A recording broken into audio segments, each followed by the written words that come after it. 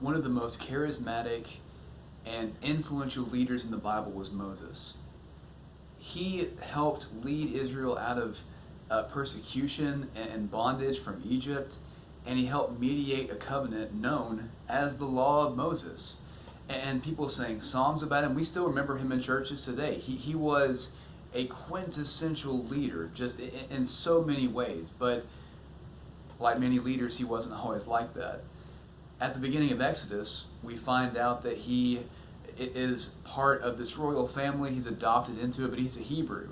So one day he sees a fellow Hebrew being beaten by a slave driver, and he kills that slave driver and becomes a criminal. He's wanted for murder, and he runs away to the middle of nowhere, a place called Midian, where no one can find him.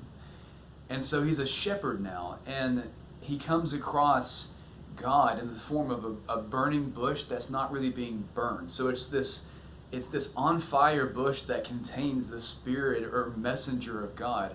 And God commissions him to go and save his people, the Hebrews, the descendants of Abraham, to save them from the clutches of Egypt and bring them back to the land that God promised their forefathers. And there's a weird exchange in Exodus 3 and 4 between Moses and God, because you've got Moses, a mortal man, looking into God's presence here, and he starts making excuses. And he says things like, well, Lord, who am I that I would go and do your will? Who am I to fulfill this request?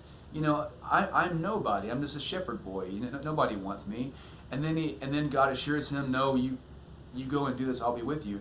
And then he says, but what if I go and they don't believe me? They remember who I was, and they just say, oh, this guy again, you know, who is this guy? God reassures him again.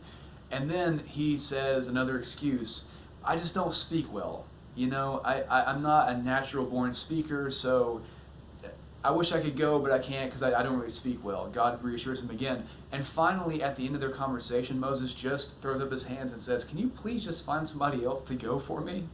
Can you please just substitute anybody? And God kind of loses his patience and says, who made man's mouth? Who made him deaf or blind or hearing? He says, I did. I made all of these people. So the gist of God's message is, I know what you are capable of. I'm picking you for a reason. You are qualified to go and do my work. This may be a leap for you, but I'd like to suggest that the Great Commission, where Jesus commissioned his disciples and go and do his work and essentially save the world from sin, is very similar to Moses' commission from God. And likewise, a lot of times Christians, we look at that commission and we make up all kinds of excuses. We'll say, well, I don't want to make things uncomfortable with my friends and family who might not be Christians. Well, I just don't know what to say. Well, we have ministers at my church. I'll just take somebody to him, or that's what we pay him to do. And we have all these excuses, and I can't imagine that God would respond to us any other way than what he did to Moses and say, I made you.